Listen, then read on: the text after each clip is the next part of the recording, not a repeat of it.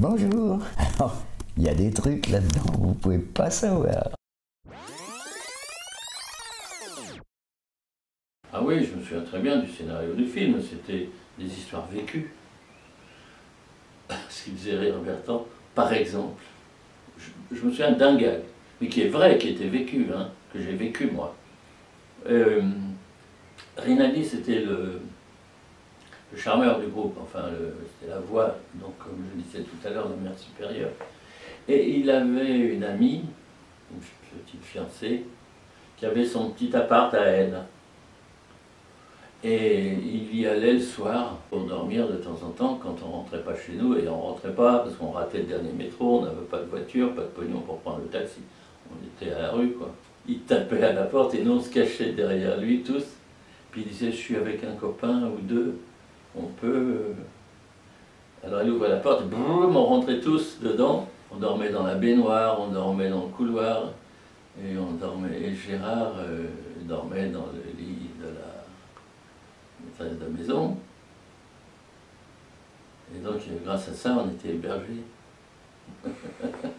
Et ça faisait beaucoup rire, Bertrand, le fait qu'on se cache tous, Gérard il tape, et puis on rentre, brum.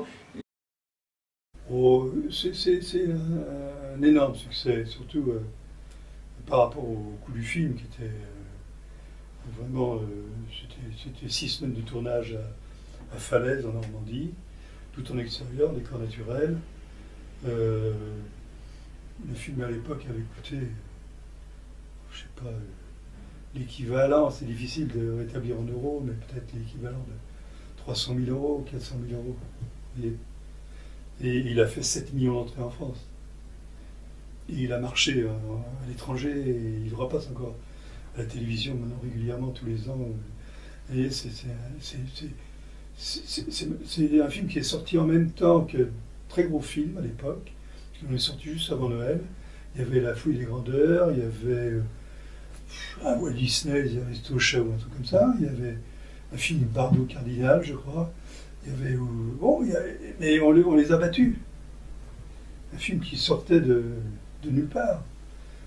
C'était une aventure extraordinaire. Quoi dire là-dessus?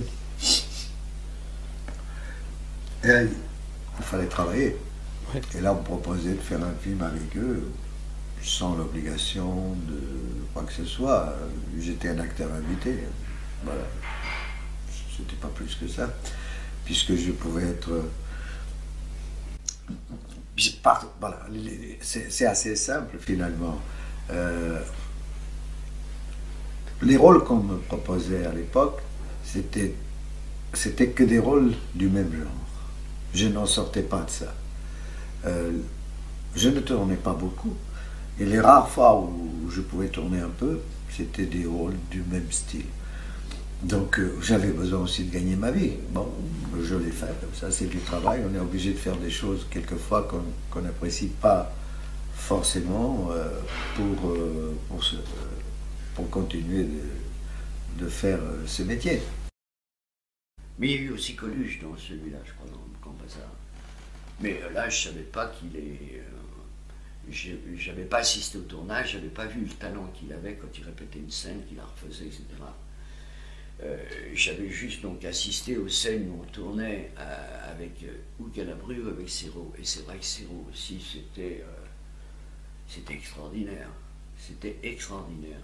Mais comme j'ai pas eu de scène avec lui, à part la regarder comme spectateur et peut-être débutant un peu dans la comédie, parce qu'on était des débutants, il m'a moins...